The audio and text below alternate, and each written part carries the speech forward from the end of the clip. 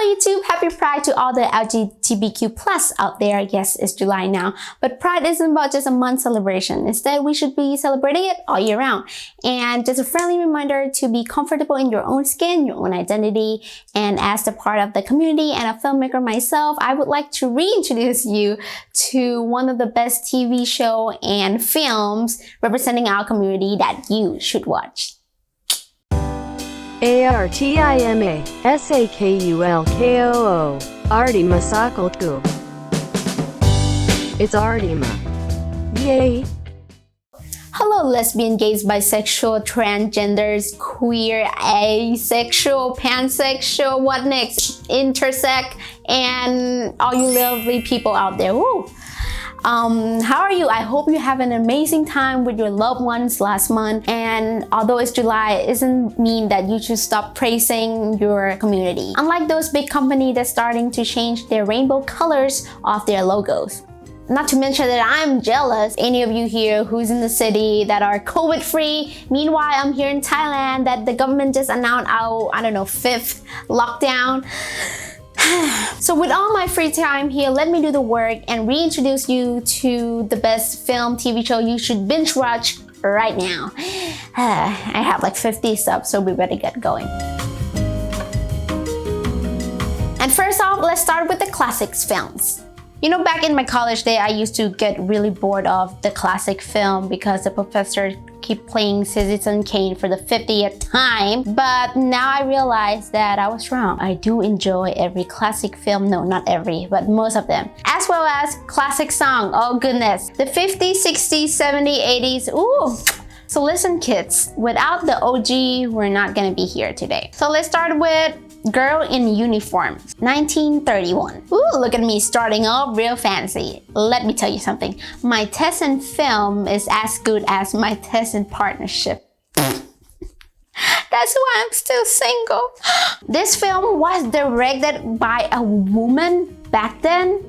A woman director, 1931. Are you kidding me? This is ridiculous. After the death of her mother, teenage Manuela is sent off to a boarding school. Due to her grief and anger at being sent away, Manuela is drawn out of her shell by a beautiful young teacher, Elizabeth Wand. But when Manuela's fondness of her teacher turned into romantic attachment, it becomes a school-wide scandal. This film was so groundbreaking that there were a lot of remakes and films that were inspired by this. The Rocky Horror Picture Show, 1975. Listen out before any of you get mad at me. As there are many good representation films, there are also misconception films as well. This film, as an example, is a misconception about the trans character. A newly engaged couple, Brad and Janet, were stuck with a flat tire during a storm. They were in an isolated area. They must seek out for a shelter where they discover a mansion of Dr. Frank and Further, a transvestite scientist. So the bad part about this is that they use a cisgender plays as a trans character. And if I may add, the character were represented in a way that sexually manipulated and also violent. This kind of film on the media of what the media thinks what trans people are like. However, there are some parts that I think still hold a good portrayal. The good part is that this character he's an alien first of all, so he left his planet and looking for a place where his queer desire will be accepted, and he is constantly rejected. Finally, he lands on Earth and discovers how to create his life. So with what Dr. Frank does to this house, to this community, is that he built the house, he built the ground, and in that house we're full of this character who are queer. Plus, it's a classic musical and the performance is really marvelous. Victoria, 1982. Remaking the 1933 German film Victoria. German has all the way back in 1930, y'all. Look at them, they've been all ahead of us. Victoria Grant, Julius Andrew, the best of all. She's a British soprano, struggles to find work in the nightclubs in Paris. While trying to scam a free meal, Grant meets carpenter performer Toddy, who becomes her manager and comes up with an idea for Victoria to dress as a male-female impersonator. The duo make it big. While performing as a man, a Chicago mobster is enamored with Grant. The film drives into serious discussions among characters on sexual identity. Victoria shows an awareness of multiple characters and how they related their sexuality in public, while mindful of how the world will look back on them. Desired Heart. Vivian Bell, a New York professor, divorced her husband. While waiting for her divorce papers, the professor is unexpected seduced by a carefree young lesbian, Claire River, in 1959 Reno. Directed by a queer woman. Oh my god, back in the day? Are you kidding me? This is cool! Made entirely independent and on a budget. This is one of the most groundbreaking lesbian movie. That's just because, and without giving it away too much, because it's had a happy open-ended ending. But one common problem among the queer love stories is that it always has that one sex scene that changes everything, which is not completely wrong, but it would have been nicer if the movie had been about discovery instead of seduction. Thelma and Louise, 1991. Two best friends, Thelma, a housewife, and Louise, a waitress, set out on an adventure to a short fishing trip. However, their trip becomes a fight from the law when Louise shoots and kills a man who tries to rape Thelma at a bar. It soon turns around to a terrifying escape from being hunted as these two girls escape for their crimes they committed. This film not necessarily mentioned that the two ladies are queer, but they do love and trust each other very much, and the audience could see that by the end of the film. I guess during this time it is their 30th anniversary, and the actors Susan Sarandon and Gina Davis just recreated their ending and where their character would be as today. So yes baby, I guess they just confirmed. High Art, 1998. A low-level editor at a photography magazine discovers her neighbor is one famous photographer, Lucy. Although Sid lived with her boyfriend, she is drawn to Lucy, who has a violent relationship with her heroin-addicted girlfriend. Sid tries to impress her colleagues by getting Lucy to submit her work for the magazine. And then the lines between professional relationship has become this intimate thing. It does focus more on seduction. I still have much to catch on, and I did a lot of research for this video. So here are some film that I haven't watched, but I know that it's good and it has a good representation. So I did still want to recommend to you all. Olivia, 1951. The Children's Hours, 1961. Paris is Burning, a must-watch, which leads us to the group of people who started the LGBT movement. And my microphone is completely dead. Alright, here we go. Another spending and no earning. The Death and Life of Marsha P. Johnson. Filmmaker re-examined the 1992 death of transgender legend Marsha P. Johnson, who was found floating in the Hudson River. Many in the community believed that she was murdered. Marsha was known as outspoken advocate for gay rights. The documentary follows Victoria Cruz, crime victim advocate, to unfold the death of Marsha and the truth of the gay community back in the lifetime of Marsha. So in the 70s, Marsha and her crew marched the first gay pride rally. This documentary made me cry a lot, and a film like this made me as a filmmaker myself to keep bringing untold story out there. Not only does this contribute to Marsha, but also it's a nice, inspiring documentary.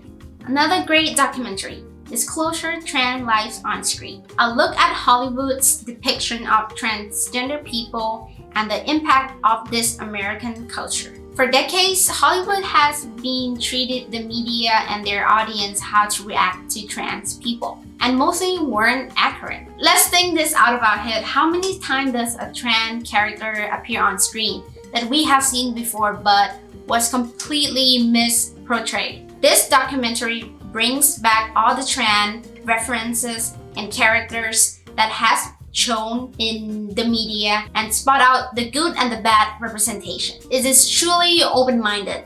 Here's the ugly truth. The media does not involve people to think and behave in a certain way, but it does inform and shape our will. So this documentary definitely point everything out that for you as open-minded people need to really watch. The Danish Girl. A fictitious love story loosely inspired by the lives of Danish artists Lily L. and Gerda Wegener, with support from his loving wife Greta. Einar Wegener prepares to undergo one of the first sex change operations. Although this was cast by a cisgender actor, some claim that it's a mistreatment of transgender, and some claim that it's a great film. I do respect everyone's opinions, but let me just say this. This is one of the most glamorous film ever made. You know, when a film is well directed, is when this small little details of how the film first started and how it ends in a particular setting, it just blew my mind. And the performance itself is worth the watch.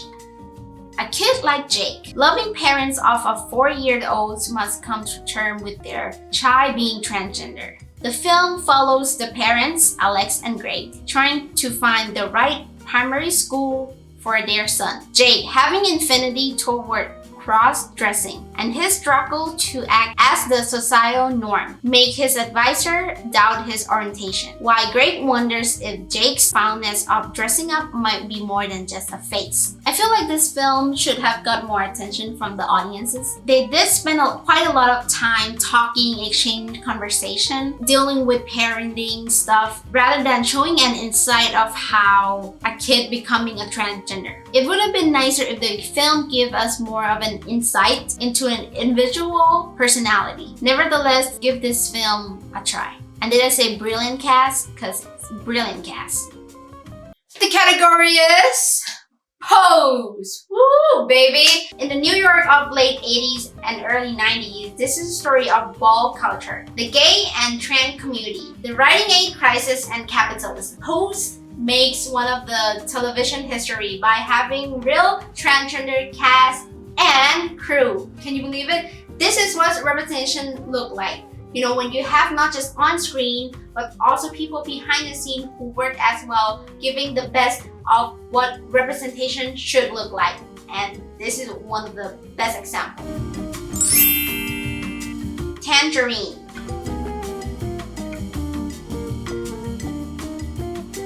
Girl.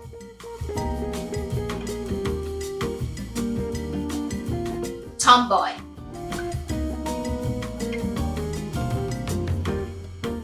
I want to take a second for you to see my lesbian theme outfit.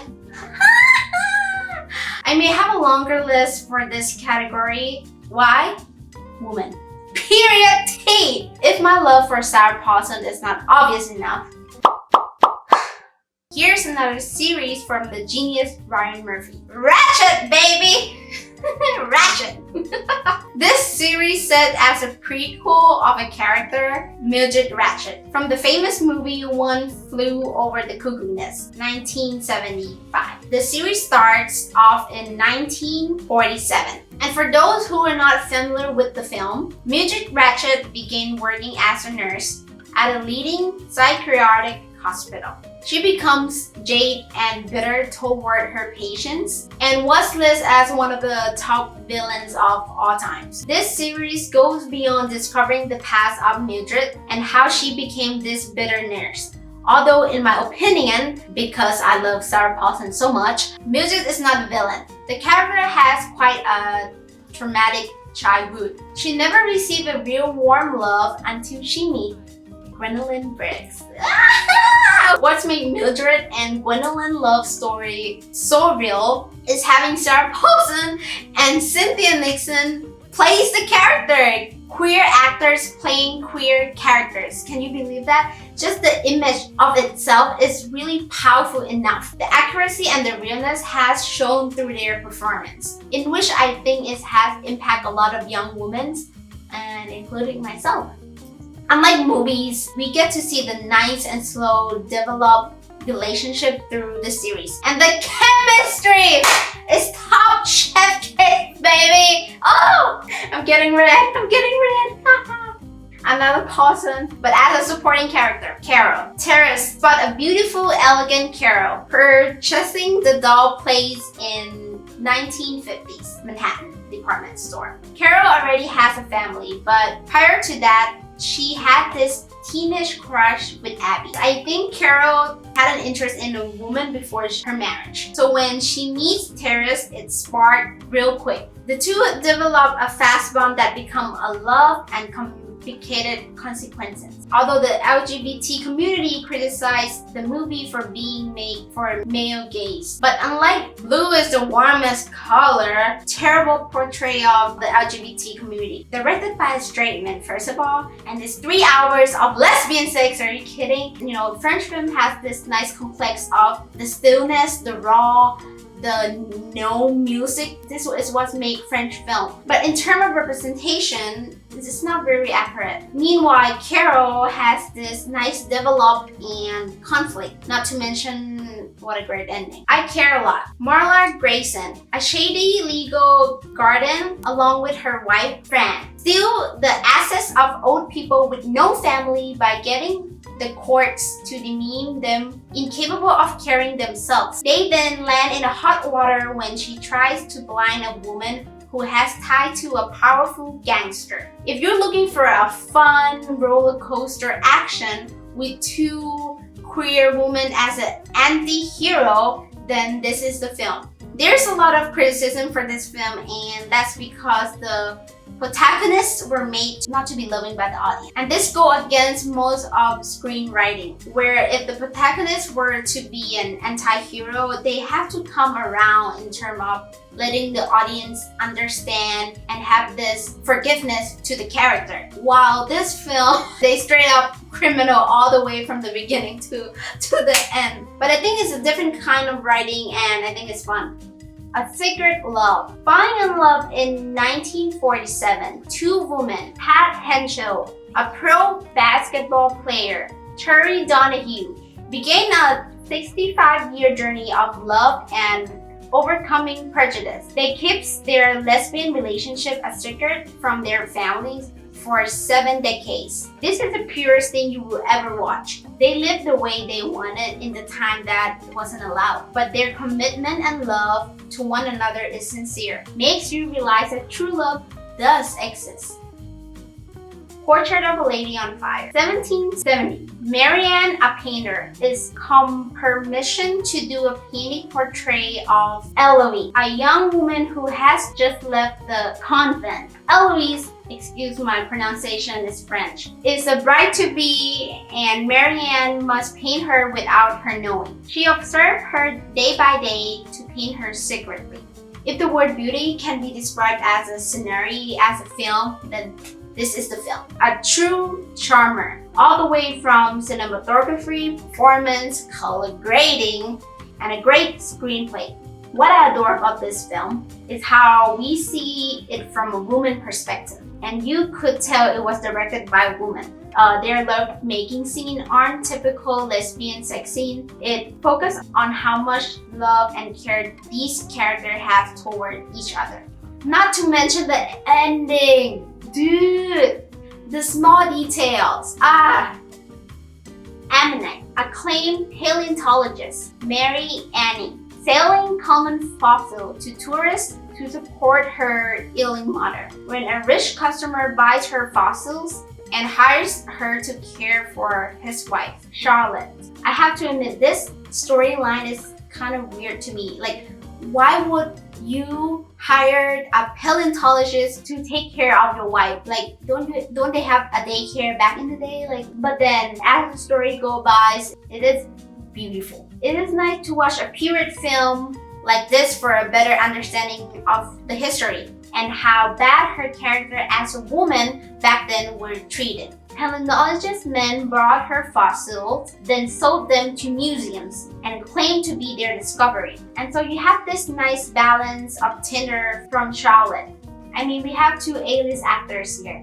The word to come. Somewhere along the mid-19th century, two neighboring couples battled hardship and isolation. As Abigail and Tally's husband goes to work, The two became close and slowly developed beyond friendship. This story is told from Abigail's journal's perspective. This film is narrated by the voiceover through the entire movie. It is so sad how women back then were treated as slaves. The husbands were awful. So it's really fun to see these two women who forced into arranged marriages and live very dual life were able to find happiness in each other's souls. Disobedience. New York photographer Ratched is returned to the same Orthodox Jewish community after learning about the death of her estranged father that shunned her decades early for her child attraction to her female friend Ashley. Their reunion soon reignites their burning passion. This is not just about women loving women. This is an exploration of their sexuality, includes religion. It is good reputation for those queer people who were born into a not so open community. Summerland.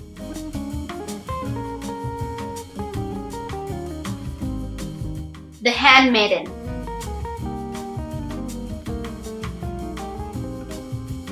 Siobhan Baby. Rafiki, 2018.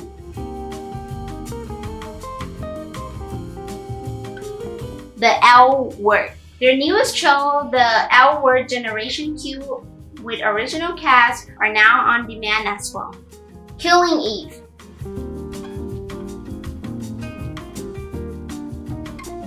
Dickinson.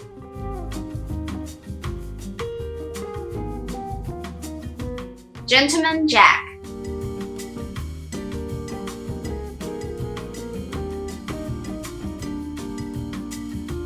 Call Me by Your Name. In 1980s Italy, romance blossomed between Elio and Oliver, who is working as an intern research assistant for Elio's fathers. Elio and Oliver discovers the heavy beauty of awakened desire over the course of a summer that will alter their lives forever. I remember when I first watched this film, I found it odd. But then as I getting older, things changed, baby. I rewatched it again last year maybe, and it was awakened. Oh, to be in the countryside of Italy in the 80s. Ooh, what else could be more romantic than this? The sceneries, the soundtrack, Peach and Timothy? Hello? This is the definition of a romance film, period. These two people who are genuinely falling in love when the filmmaker himself or herself is a part of the community, when they bring a part of the real life events into a film, that's called a great filmmaking, and this is one of them. Brokeback Mountain. In 1963, Jack Twist and this Delmarks are hired as a sheep herders. They develop a sexual and emotional relationship. After their summer job ends, the two go their separate ways. They reunited years later, but their relationship became complicated when both of them get married. The two men keep up their affair over the course of 20 years. When it comes to gays film, there are many films that are heavy on sexual content, but these are none of those. Lee, the director, has turned it into a beautiful, compassionate movie. Fathers. Two fathers in Thailand, Poom and Yuk, struggle to raise their adopted son when he begins asking about his mother. This is the only LGBTQ Thai film that I truly enjoy. Back in my college day, I used one of the scenes from the movie and recreated it as a project. And the funniest part is that my friend, who is Venezuelan, he agreed to do the part.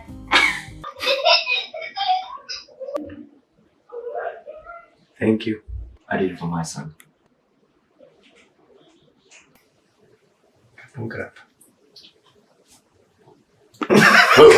Goodness, those were the days. This film was written and told by a real-life experience from the director. In Thai media, LGBT characters were mostly created as secondary characters and not really outgrown. Mostly the topic like this, we were still behind of coming out and openly speaking about these Hollywood. In post-World War II, Hollywood aspiring actors and filmmakers do almost anything to make their showbiz dreams come true. I literally finished this series in one day, although this is like 8 episodes. As someone who is trying to make her way in a filmmaking industry, especially in the States, I found this really inspiring. History goes deep digging on what if Hollywood in the late 40s, early 50s recognized the work of people of color? What if Hollywood cast real people of color instead of using black faces or yellow faces? What if Hollywood accepted queer love stories? Will the studio accept filmmaker to produce a queer love story? The world would have been different if it were true, but the hard work doesn't come in an easy task. These were truly entertaining, and oh my god, Holland Taylor! Okay, yes, I know there's a lot of Brian Murphy here, but bear in, okay? The assassination of Gianni Versace, American Crime Story. Gianni, the fashion designer, the genius who created Versace, was openly about his sexuality. The series explores the murder of designer Gianni Versace in Miami Beach by spree killer Andrew Cunanan. Andrew Cunanan was a serial killer. With his past trauma, it causes him to spike and turn him into a murderer. This is based on a real event, and what amazed me is how they were able to capture this story and turn it into a really fascinating way. A single man, George Falconer, an English professor working in Los Angeles, has recently lost his partner, Jim. George is finding his life increasingly difficult to face and decided to end it all by committing suicide. While preparing for his departure, George encounters some of the people he has met during his time in Los Angeles, and they notice a change in the man. This is a simple, beautiful plotline, but it captures a perfect portrait. Look at how grief can suffocate you. This film makes the audience feel the hardness to get through each day. A good example of how simple it is to be happy and how very difficult, unattainable it also is. Moonlight.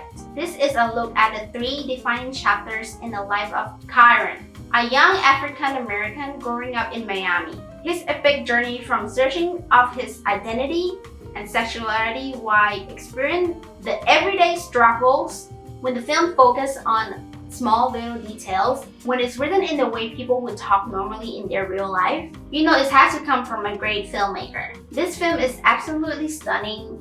Even supporting characters have the purpose to be there, not just as a fill-in. The ending scenes is the most simple yet touching film I ever seen. Bohemian Rhapsody, the story of the legendary British rock band Queen and their leading singer, Freddie Mercury. First of all, who doesn't like Queen? Are you kidding? If you doesn't like Queen, then get out of this room. At the time of his career, Freddie was in the search of his sexuality. There's a lot of the good, the bad, the flop of the LGBT representation, but I still recommend. It's a nice put together film that contributes to Queens and their unforgettable moment on stage. Alright y'all, you ready for this? Let's go. God's Own Country. Where Your Eyes Linger. All in My Family. Alright kids, this is for you. No matter how old or young you are, queerness is always within you. Pride isn't just a club that you could walk in and walk out at any time. It's about who you truly are, and there's nothing wrong about it. It's not a choice, so don't let other people tell you otherwise. Half of it, a shy introverted student, Ali Shu, agrees to write a love letter for a jock. She doesn't expect to fall for his crush after. First of all, great directing. Truly, the movie touches upon the current issue in American society that one really see in modern film. The problems include homosexuality, the representation of immigrants, faces bullying, the complex and the layer are such a beauty on its own. Book smart. On the eve of their high school graduation, 2 academic superstar and best friends, Emmy and Molly, realized they should have worked less and played more. The girl tried to cram 4 years of fun into one night. Amy is a lesbian but doesn't make her character simply the gay one. Molly is straight, and their friendship isn't about different orientations. The movie actually does a great job in making them equally important. And that's what you missed on Glee. It's a musical series. Will Schuester heads of McKinley High School Glee Club, The New Directions, a place where ambitious and talented students can find strengths, acceptance, and their voice. They face opposition from a cheerleader coach, Sue Sylvester. You can only hate Glee if you love Glee, am I right? There's a lot of plot hole and a bunch of shit and all this stuff, but it's Glee. That's the fun of it. It's a great comfort show. So many on-point characters and so many annoying characters. And because it's a high school-based series, Ryan Murphy had it all. Lesbian, gays, bisexual, transgenders, in-betweeners, Sue Sylvester. Euphoria, a look at life of a group of high school students as they grapple with issue of drugs, sex, and violence. The series follows Rue, a drug addict fresh from rehab with no plans to stay clean. Start rolling in Rue's life. Jules, a transgender girl searching for where she belongs. This is a HBO high schooler, first of all, okay? So there's a lot of graphic.